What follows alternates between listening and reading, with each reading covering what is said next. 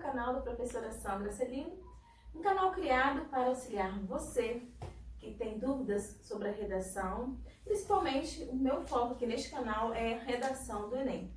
E no episódio de hoje, vamos chamar assim de episódio, porque a partir de hoje eu pretendo, neste canal, postar aulas direcionadas, né, a você que decidiu esse ano estudar com mais afinco, com mais dedicação para o Enem. Então, eu pretendo trabalhar com vários conteúdos no decorrer deste ano para auxiliar você. Como eu havia dito, no episódio de hoje, eu vou trabalhar com vocês, na verdade não é nem trabalhar, né? Hoje eu quero conversar, aproveitar essa primeira... Tem professor quando chega na sala de aula, primeiro dia de aula, ele vai conversar com os alunos, se apresentar, às vezes ele vai procurar saber o nome de cada aluno. E no meu caso aqui, eu quero me apresentar, eu quero contar a minha história para você. Quem é a professora Sandra Celino? Como ela se tornou professora? Então, eu quero compartilhar um pouco da minha história com você, porque eu considero assim, que a minha história é a história de alguém que venceu na vida por meio dos estudos, por amor às letras, uma criança que teve muita dificuldade para ser alfabetizada, que quase foi reprovada na primeira série e que hoje é professora de redação e que adora ler. Mas como que eu cheguei, não é, a esse patamar? Quais as dificuldades que eu passei? Talvez sejam algumas dificuldades que você também tem passado em sua trajetória. Então, eu quero começar desde a minha concepção. Nossa, vai demorar, né? Pelo visto, esse vídeo vai ser longo. Mas eu prometo não te enfadar, tá bom? A minha mãe, ela tentou me abortar. Eu descobri isso aos 26 anos. Pra mim foi assim, um choque. Por quê? Eu, desde pequena, eu falo que desde os meus 10 anos eu sou professora. Por que isso? Porque eu sou cristã e na igreja eu sempre lecionei para os menores.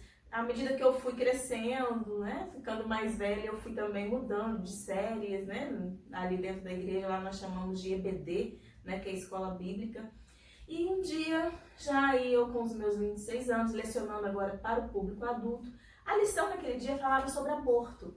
E aí teve sim histórias de muitas personalidades famosas, dizendo assim, que já pensou para que prejuízo seria para a humanidade se fulano de tal tivesse sido abortado, ou lá estava a história de Beethoven, alguns falam que é verdadeira, outros não, né? Mas imagine se for verdadeira, que a mãe tentou abortar o Beethoven, olha que falta ele teria feito, não é isso, para o nosso mundo secular. E aí, eu ministrando essa aula, a sala era mista, né? E aí minha mãe, no finalzinho, pediu para falar. E eu concedi, né? E ela começou assim, de cabeça baixa. Eu já pedi perdão para Deus, mas agora eu quero pedir perdão a Sandra. Aí todo mundo, né, parou para ouvir. E ela falou assim, é que eu tentei abortar a Sandra. Mas na época, eu não conhecia Deus, ela começou a se justificar, né? Morava no interior, já era mãe de 7 filhos, um já havia nascido morto. E quando veio, então, a 9ª gestação, no caso eu, diz ela que não queria mais.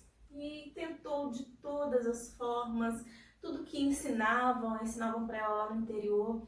Diz ela que tentava, né, fazer e não deu jeito. E falaram assim para ela, olha, não deixe ficar maior essa criança. Não sei se foi a avó, minha avó, alguém a orientou, né? E então procure uma farmácia, que lá certamente vai ter um remédio mais forte para abortar essa criança. E ela, no interior, né, segundo ela precisou caminhar muitas horas para sair da roça até chegar à cidade. E diz ela assim que lá na farmácia, ela chegou, disse que o atendente estava de costas, né, para ela. E ela assim, né, preocupada, falou baixinho, eu preciso de um remédio para abortar. Aí diz ela que o atendente virou-se, né, e o atendente também era o dono, o proprietário da farmácia. E ele falou, o que a senhora falou? Aí diz ela que, envergonhada, repetiu, é que eu quero um remédio para abortar. E ele falou para ela assim, minha senhora, na minha farmácia, eu desconheço remédio para morte. Aqui eu só tenho remédio para vida.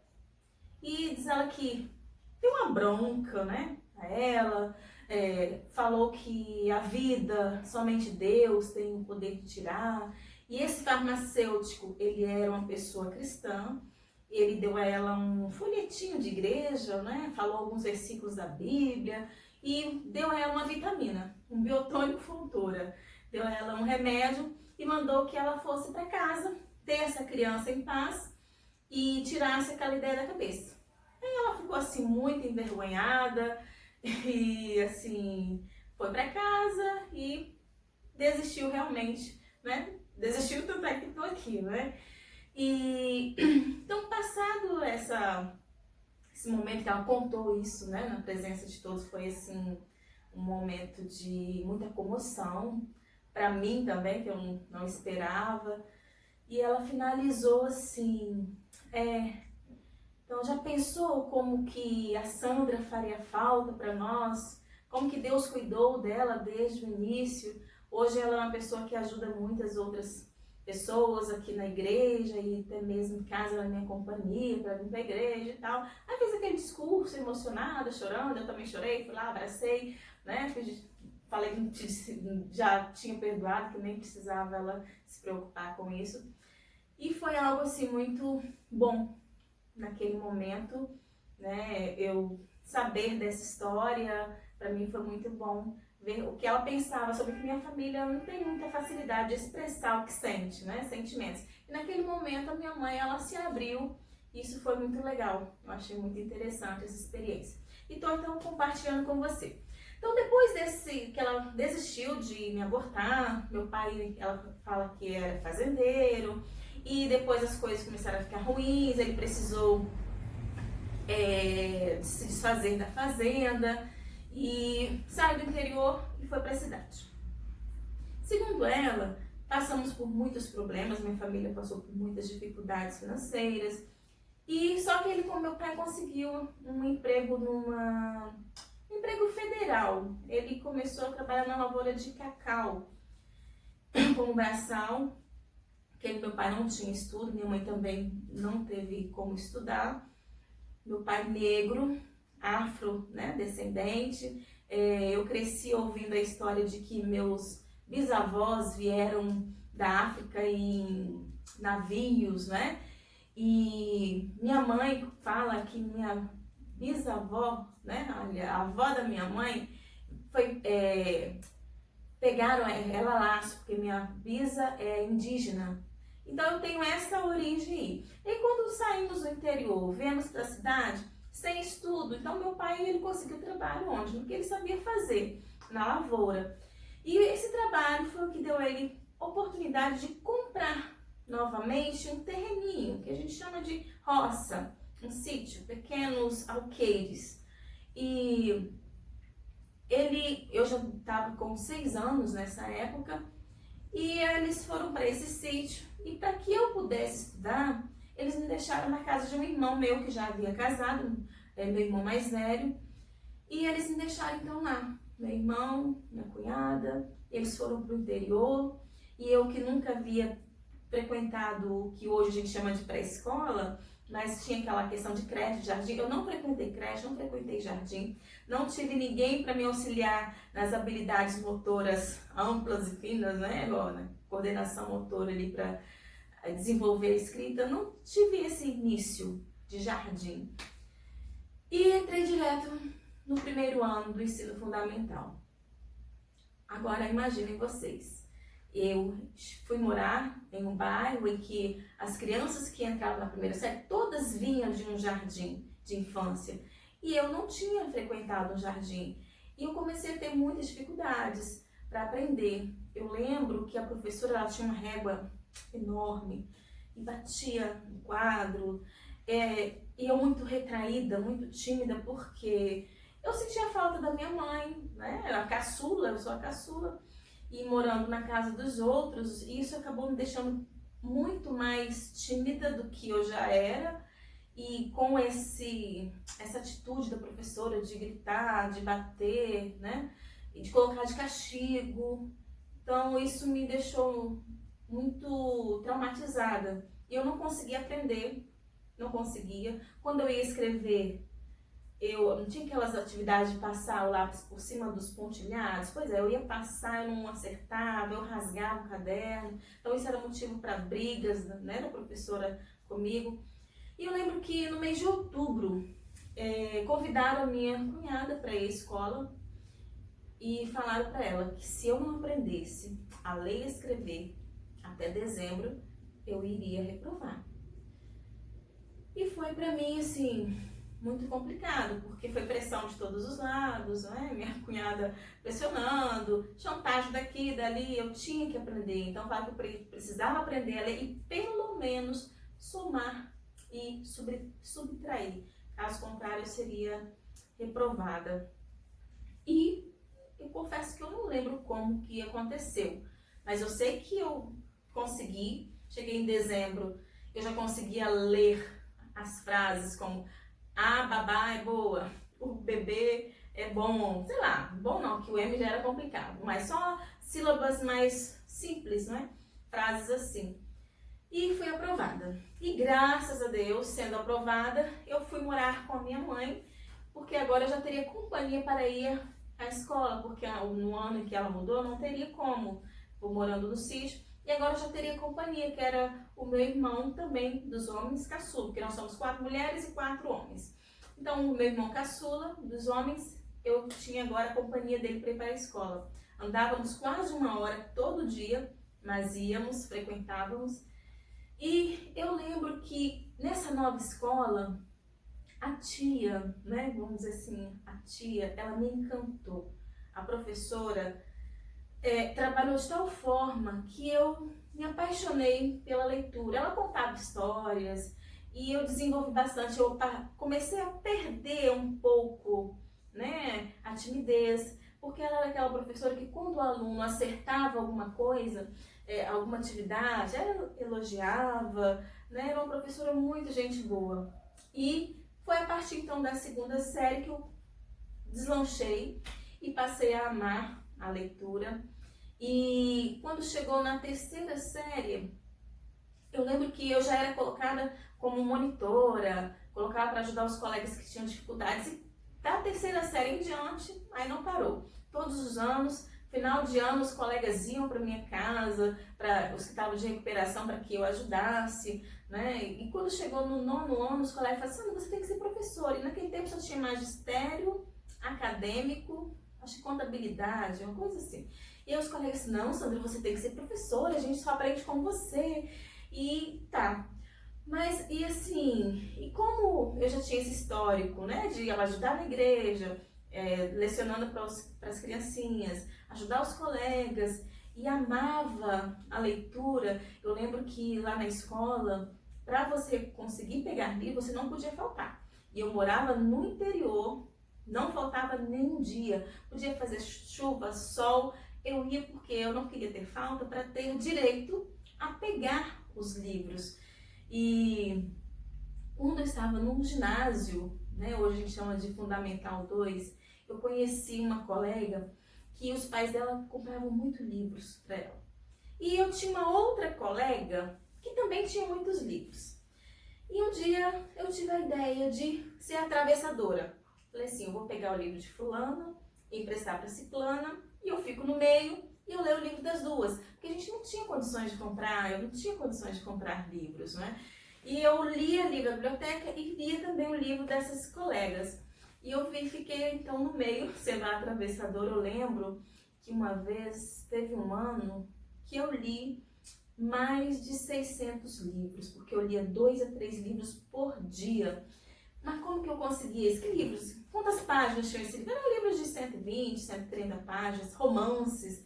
E eu lia caminhando, em ônibus. O percurso de quase 1 hora da minha casa até a escola, eu ia lendo. E as pessoas passavam por mim. Gente, essa menina vai ter problema de vista realmente, né? Eu uso óculos desde os 9 anos. Mas isso, porque a leitura eu comecei bem cedo. Quando eu fazia isso, eu já usava óculos há um bom tempo.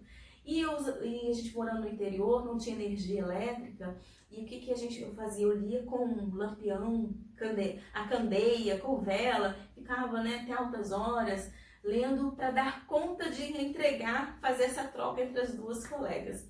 E foi assim, com isso eu amava cada vez mais a literatura. Então, quando chegou ali para escolher entre magistério, contabilidade ou acadêmico, então não tive dúvidas. Eu optei pelo magistério. E mesmo assim, na minha família, não tendo esse histórico de leitura, porque geralmente a gente fala o quê? Que nós somos moldados, né, pelo nosso contexto, não tem aquela ideia, né, do behaviorismo, somos condicionados. Mas, na verdade, eu não tive essa... Em casa não tinha ninguém que lia muito, né? Muito pelo contrário, meus pais analfabetos, quando lia só lia a Bíblia. Eles não tínhamos o hábito de fazer um culto de manhã, ler a Bíblia, a lição da igreja. Mas eu tive algo a meu favor na minha casa, que era a contação de histórias. Então, eu amo contar histórias. E eu até trabalhei uma época como contadora de história para jardim, 5, 6 aninhos. Então, trabalhei um ano como contadora de histórias. Então, isso veio lá da minha família. Minha mãe contava muitos causos. Minha avó, quando vinha ficar com a gente sentava em volta do fogão, a lenha, né, para esquentar nas noites de inverno, e ela contava histórias. Aquelas histórias de lugar velho, encantado, que quando passava via panelas batendo, aí ela dizia que é porque tinha ouro enterrado. Então, eram muitas histórias interessantes. E também tinha os meus irmãos mais velhos, que eles inventavam séries. Hoje eu falo séries, né? Mas eles criavam história e cada dia eles paravam num ponto que deixava eu e meu irmão mais novo assim curiosos para querer no outro dia ouvir o final da história. E essa história às vezes demorava 15 dias. E era história de quê? De contos de fada, histórias com animais falantes, fábulas. Isso me encantava. E eu sabia que as histórias eu poderia encontrar nos livros. Então, como eu passei a amar a leitura devido a essa convivência em casa com essas contações de história. Inclusive, eu morando no interior, tinha um senhor, um retratista, o nome dele é Antônio. E aí, às vezes, a gente estava lá na roça, meu irmão olhava da janelinha do sobrado, meu pai fez um sobrado, né, uma casinha alta, e meu irmão olhava para a estrada e falava assim: o Antônio retratista está chegando. E aí era aquela alegria, porque a gente sabia que a festa era garantida à noite em volta do lampião. E ele contava muitas histórias, a gente ria a beça com ele. Então, essa foi a minha vivência com a leitura, ouvindo essas contações, e o que me levou mais tarde a me apaixonar por letras. E terminando o ensino médio, o magistério, eu decidi, não quero fazer letras, eu amo literatura. Então, o que me levou a fazer letras foram as literaturas que eu li, as histórias que eu ouvi na minha infância, que me trouxe a mim esse desejo de me aprofundar um pouco mais nas letras. E quando eu fiz o meu magistério, eu lembro que eu terminei aos 18 anos e logo comecei a trabalhar com alfabetização. E naquele período era o período que estava em alta o construtivismo, né? Aquela ideia de você trabalhar com as questões do contexto, o que o aluno trazia de casa. E eu assumi uma turma de alfabetização, chamava-se de bloco único, era a primeira e segunda série, não havia reprovação. E eu confesso assim que às vezes eu paro e falo, eu devo ter prejudicado muito aqueles meus primeiros alunos. Se eu tivesse como, eu voltaria para fazer a correção. Mas eu sei que ao longo da minha vida profissional, eu tive a oportunidade de me redimir, auxiliando muitos outros alunos com dificuldades. E aí o fato, depois que eu amadureci, né? Eu comecei a ver que aqueles alunos que não conseguiam aprender, que tinham dificuldades, eu comecei a verificar que era semelhante ao que eu havia passado lá na minha infância. E eu comecei a ter mais empatia com esses meninos, me colocar no lugar deles. E eu lembro que houve um ano que minha coordenadora pedagógica, eles fizeram o seguinte, foram em todas as turminhas de primeira, segunda, terceira e quarta série, primeira não, de segunda, terceira e quarta, alunos que estavam lá, que já estavam repetindo o ano, a série, melhor dizendo, foram lá, tiraram esses alunos que eram repetentes, que ainda não sabiam ler, alunos que não sabiam interpretar. Então pegaram todos esses alunos e colocaram em uma sala para que eu os auxiliasse. Como que eu sofri naquele ano? Porque os meninos, pensa, alunos eram maiores que eu, alunos que estavam lá na quarta série, vir para uma sala para ser alfabetizado, na mente deles, o que eles estavam sendo rebaixados. Esses meninos, o que eles podiam fazer para me prejudicar, para me deixar nervosa, eles faziam. Mas eu fui com paciência, com calma, nunca saí, né, da linha ali de gritar, não. Correr atrás de alguns, até corri, sabe, para colocar no lugar. Mas eu procurava me centralizar, me equilibrar para não assustá-los, e eu falei, não, preciso conquistar esses meninos. E aos poucos eu fui conquistando, e muitos alunos assim deram aquele salto, alguns voltaram logo para as suas salas para tentarem acompanhar os outros colegas, e foi uma experiência muito interessante. E quando eu decidi sair da alfabetização para trabalhar com língua portuguesa, minhas colegas até falaram, Sandra, você tem a cara de alfabetizadora, o seu lugar na alfabetização. Mas assim, depois que eu consegui, né, fazer a faculdade de letras, eu quis ter essa experiência. E depois que eu comecei de quinta ao nono ano, sexto ao nono, eu não voltei mais para a alfabetização. Mas como que eu cheguei a professora do Fundamental 2? E como eu falei para vocês, minha família é muito simples, né? Não tinha condições nenhuma de pagar uma faculdade para mim.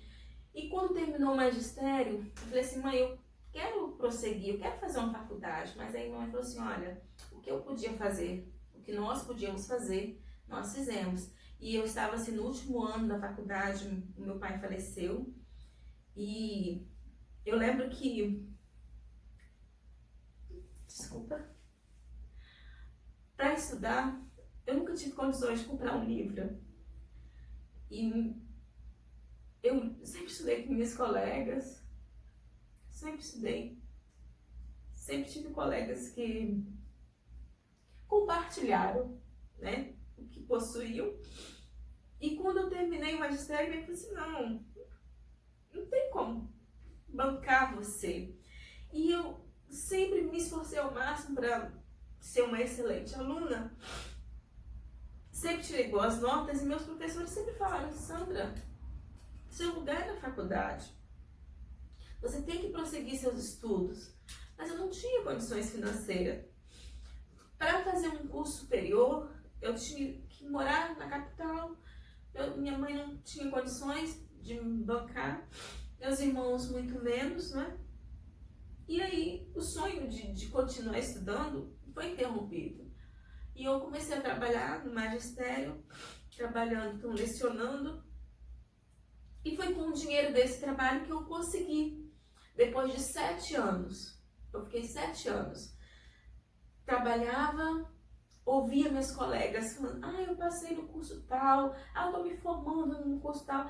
E por dentro, aquilo me deixava assim feliz, mas ao mesmo tempo triste, porque eu queria também ter um curso superior.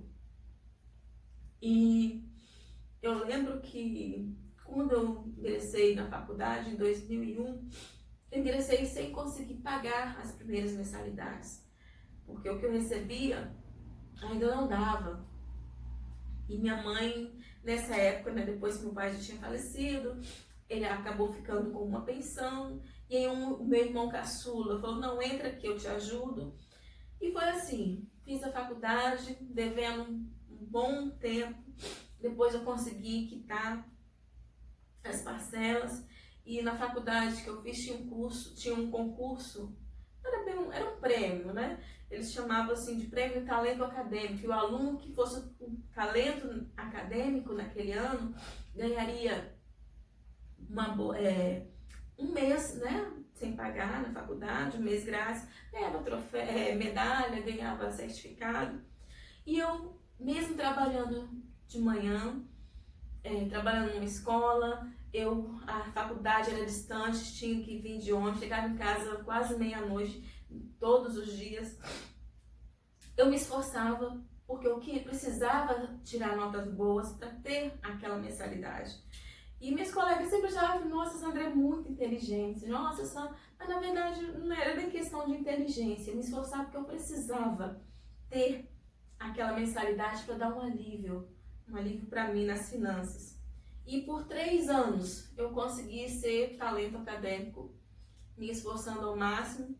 E no ano que a faculdade aboliu esse prêmio, eu desisti de estudar bastante, né? Não tenho nem vergonha de dizer isso. Mas no ano que a faculdade aboliu, eu não me dediquei tanto como eu me dedicava nos anos anteriores, porque a minha dedicação era somente pensando, eu preciso dessa bolsa. E terminei, concluí o curso de letras espanhol, foi assim um curso que eu amei. Inclusive, a minha professora de espanhol depois foi até minha madrinha de casamento, de tanta afinidade que nós tivemos, hoje doutora, fazendo pós-doc, a doutora Regina Simon. Então, assim, foram momentos assim, muito bons que eu passei em 4 anos de faculdade. E eu estava no 3º ano, quando uma escola privada me chamou para dar aula de espanhol. Só que eu não aceitei, eu falei, não estou preparada ainda, então não aceitei. No último ano, eles tornaram a insistir e eu decidi, ainda mais que era com ensino médio e ensino fundamental 2, eu não tinha experiência nenhuma, porque eu só trabalhava com alfabetização. E aí então eu decidi aceitar o desafio. Fui, trabalhei nessa escola, amei a escola. Hoje meu filho estuda nessa escola. E aí, depois que eu tive essa experiência com o ginásio e com o ensino médio, eu gostei. Mas eu tive que mudar de cidade, naquele tempo eu mudei, e que eu casei, mudei para Bahia. E quando eu retornei da Bahia, para a cidade que nós viemos morar, no Espírito Santo, eu entreguei currículo para trabalhar com língua espanhola. Só que a escola estava precisando de professor de língua portuguesa. E aí eles viram meu currículo, que era formação em letras, e perguntaram se eu não queria. E eu aceitei, claro, né? Eu estava precisando, aceitei. E então, a partir de 2007, eu comecei a trabalhar com língua portuguesa. Trabalhar com gramática e com redação. Só com o ensino médio e para vestibular. E a partir de lá até hoje, né, eu estou trabalhando nessa área. Fiz um concurso, fui aprovada, trabalhei um período, depois pedi exoneração, porque mudei de cidade novamente. Alguns alunos, quando eu começo a contar a minha história, falam, nossa, professora, parece cigano, vim mudando de lugar em lugar. Mas assim, eu já morei em Rondônia, morei na Bahia, morei em 3 cidades do estado que eu estou hoje, Espírito Santo. E cada lugar que eu vou são experiências maravilhosas, tenho a oportunidade de trabalhar em escolas maravilhosas. E nessas andanças de escola, de município em município, ou até de estados diferentes, eu tive a oportunidade de conhecer muitos materiais, como material do Bernoulli, que eu achei muito bom, material do Pitágoras, Arediçá, expoente, objetivo. Então, eu conheci vários materiais pedagógicos, o que auxiliou também nessa minha formação de professor de língua portuguesa, que eu, querendo ou não, na graduação a gente não aprende tudo que é necessário, não é só a prática que nos traz isso. E eu lembro que eu, trabalhando com pré-vestibular redação do Enem, por 2 anos, né, consecutivos, a imprensa, né, da cidade lá me chamou na semana do Enem, que sempre pede para dar dica, aquelas matérias que todo ano é a mesma coisa, mas a gente sempre assiste, né? Assim, quem é aluno, quem é professor, sempre está ali vendo. E por 2 anos eu fui convidada para falar, dar dicas. Isso, assim, pro meu ego foi muito bom, né? E chegava na escola, os meninos, nossa, a tia tá famosa, olha, a tia apareceu na TV. Então, isso foi muito legal, foi uma experiência, assim, muito interessante. E essa experiência com a redação, eu lembro que em 2016, eu mudei novamente de cidade e cheguei num pré-vestibular, assim, bacana.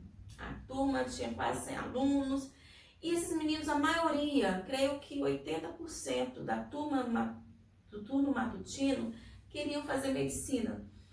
E a galera de medicina é muito exigente, né, assim, e alguns começaram, assim, a cobrar algo para facilitar a vida deles.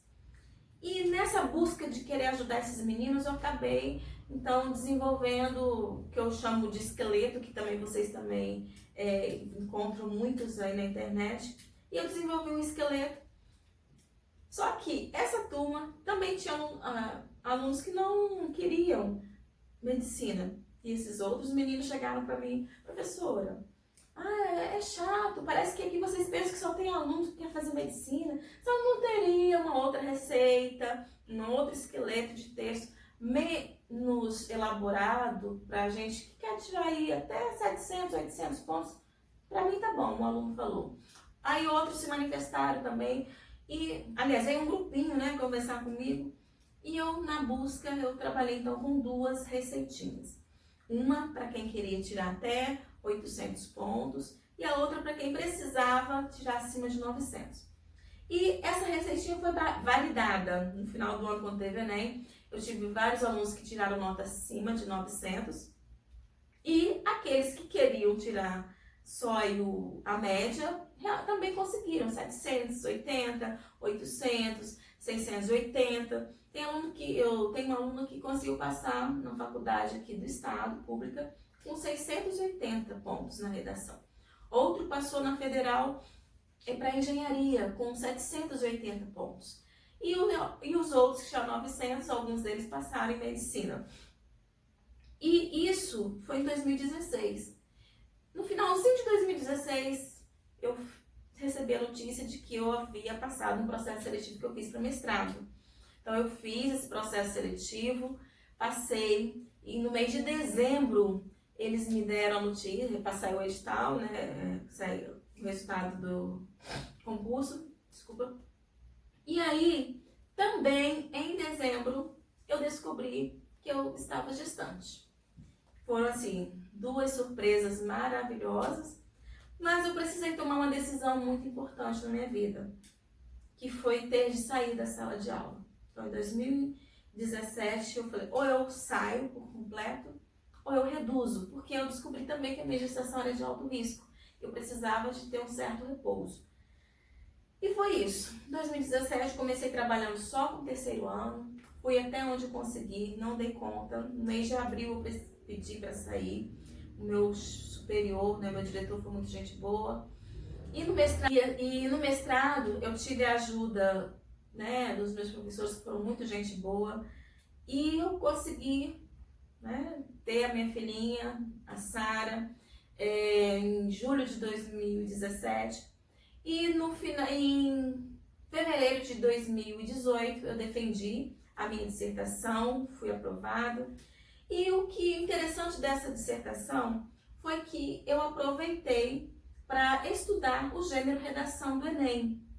E na minha pesquisa, a princípio, na verdade, o meu foco a princípio não era a redação do Enem. Eu desenvolvi um questionário para buscar dos alunos, como eu estava fora de sala, eu fui a uma escola pública, pedi ao professor no 9º ano, ela liberou. Eu queria saber a experiência de escrita desses alunos.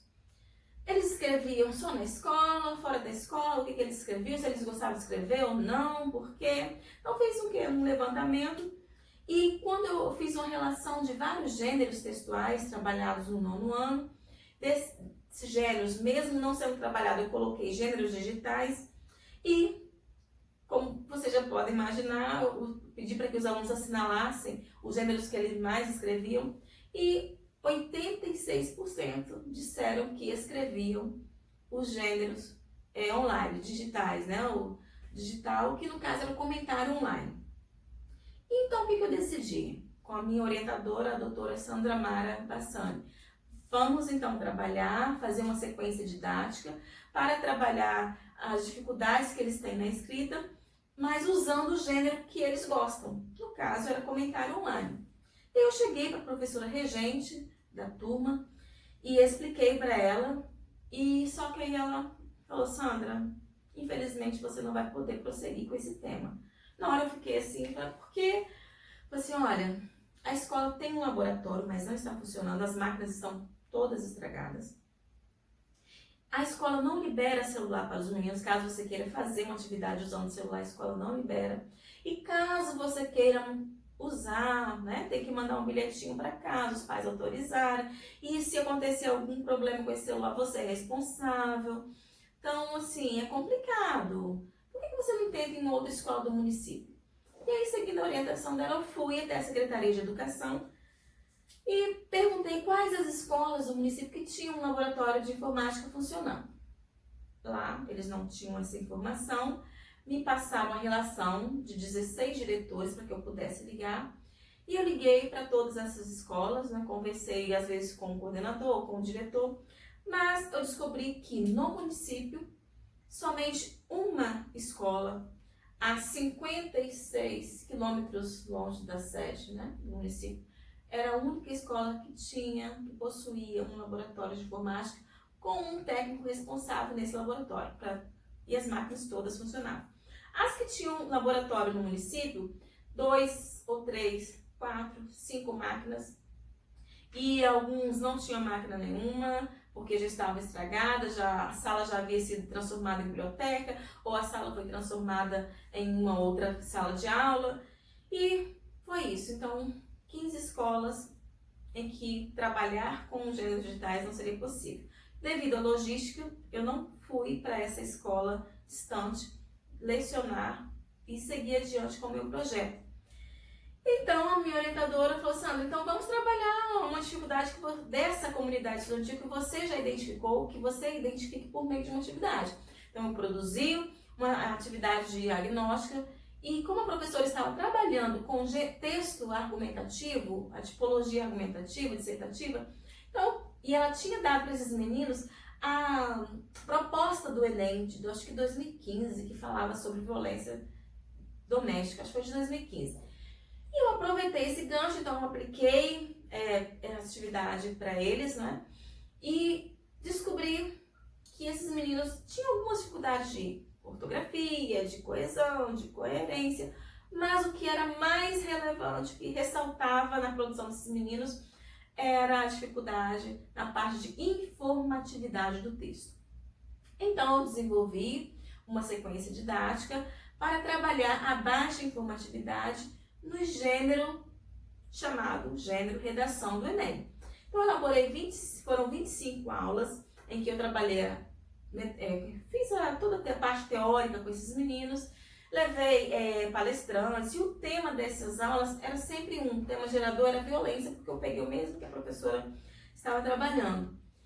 E fiz então essa sequência, e quando eu peguei a atividade diagnóstica para analisar, alunos, se fosse a prova do Enem, muitos alunos teriam zerado a prova, outros tirado 200, porque eu fiz questão, já que eu estava trabalhando com gênero e redação do Enem, de fazer a análise dos textos de acordo com as habilidades cobradas lá na avaliação, de acordo com as competências cobradas. E depois que eu fiz todo o trabalho com eles, eles produziram novamente, e o que aconteceu? Esses meninos saíram, então o resultado foi assim, tão animador, que o que eu fiz? Falei assim, não, eu preciso compartilhar essa metodologia, eu preciso ajudar outros que têm dificuldade também com esse gênero. E aí, assim, aí você pode estar pensando, nossa, mas por que a professora ficou assim tão animada? Mas realmente eu fiquei, uau, o resultado foi assim, animador, porque alunos que nunca tinham produzido um texto com gênero redação do Enem, e produzir saindo do zero até os 600, 700. Se você acompanha as mídias, você já deve ter ouvido alguma pesquisa falando que 20% de todos que fazem o Enem conseguem notas superiores a 700 pontos. Então pensa, esse ano acho que foram 4 milhões que fizeram, acho que um pouquinho mais de 4 milhões de inscritos, e desses, somente 20% atingem acima de 700, 5% chegam a 800 e apenas 1% a 900. Então, observe, alunos do 9º ano conseguiram tirar 700, 800 pontos. Então, isso me deixou assim muito animada, porque eu sei que muitos alunos não estão perseguindo a nota 1000. Muitos querem somente uma média que dê para conquistar o curso na faculdade que ele sonha, que ele almeja. Não é? Você talvez que já parou de estudar há muitos anos, se você tirar 800 para você, talvez seja bom para o curso que você quer. Talvez você não queira medicina. Então, imagina, alunos de 9º ano conseguiram essa façanha. Então, isso me deixou muito empolgada. E eu falei assim, não, eu preciso compartilhar, eu preciso ajudar outros alunos. E foi esse o objetivo, né? Foi isso que me levou a criar este canal, para auxiliar você com as suas dúvidas relacionadas à produção textual, a gênero, redação do Enem.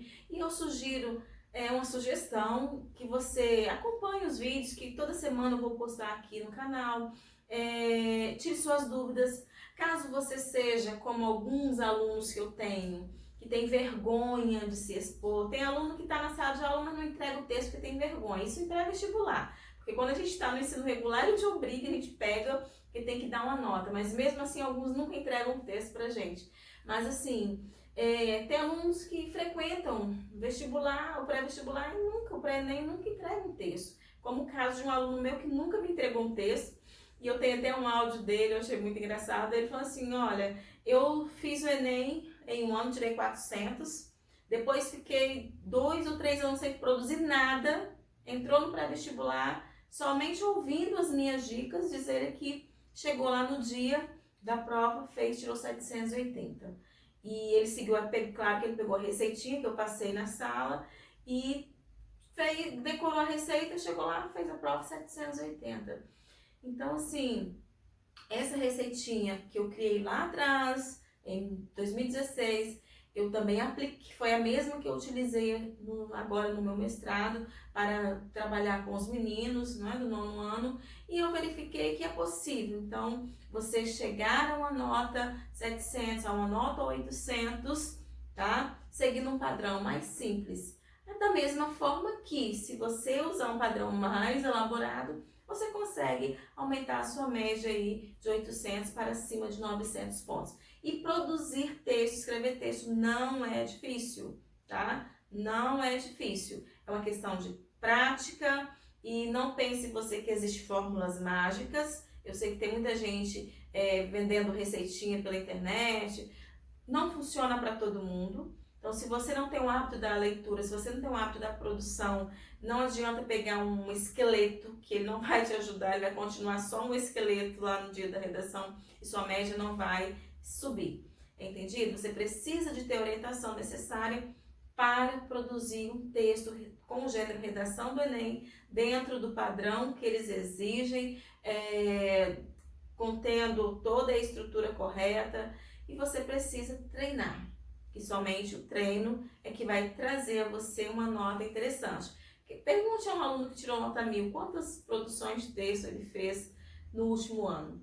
Provavelmente não foi apenas uma, provavelmente não foram 2 ou 3, certo? Então, a boa nota só vai vir a partir do momento que você estiver aí praticando e mostrando para alguém corrigir. Então, na medida do possível, eu também estarei fazendo algumas aulas ao vivo aqui no canal. Você poderá entrar, fazer sua pergunta, mostrar o seu texto se você não tiver vergonha, tá? Ou mandar seu texto com antecedência para mim, para que eu analise durante a aula. Então, tudo isso eu pretendo trabalhar no decorrer deste ano.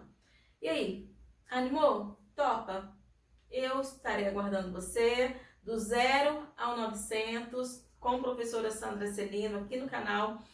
Toda a semana teremos um vídeo novo. Agora, que eu já me apresentei, que você já me conhece, então chega de história e vamos trabalhar, vamos ao que interessa, que tenho certeza que você quer conteúdo, teoria, prática, que vai te auxiliar a chegar a uma nota excelente lá na redação do Enem.